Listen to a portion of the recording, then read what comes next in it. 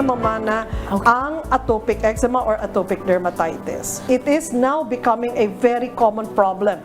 Urbanization, and especially now with the lifestyle of the people, tumataas na yung incidence and prevalence of atopic dermatitis.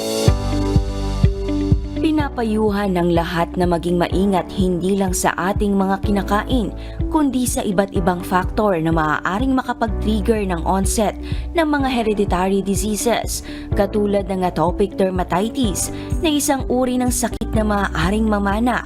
Ngunit malaking factor din ng pag-develop ng sakit na ito sa isang tao ay dahil sa unhealthy lifestyle, kaya tumataas ang bilang ng mga taong nakararanas ng ganitong klaseng kondisyon.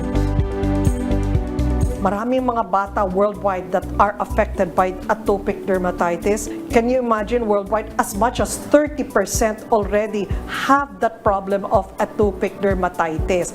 Pati mga adults now as a large percentage of 10% to 12% ng adults worldwide are also affected by this very itchy rashes manifesting on the skin.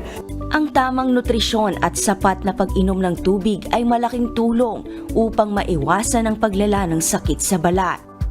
You have to good nutrition and hydrate yourself very well. Magandang pag-alaga mo dito, pero kung anong ipinapasok mo sa yung pagkain, the nutrition, everything, you're still bogging down the system. So, always listen to your doctor when you say you have to have good lifestyle choices of the food you eat as well.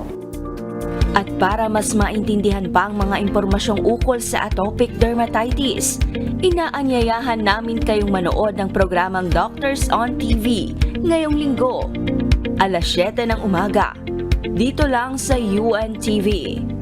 Kichi Cipriano, UNTV News and Rescue. Diyos ang aming sandigan, serbisyo publiko ang aming pinahahalagahan.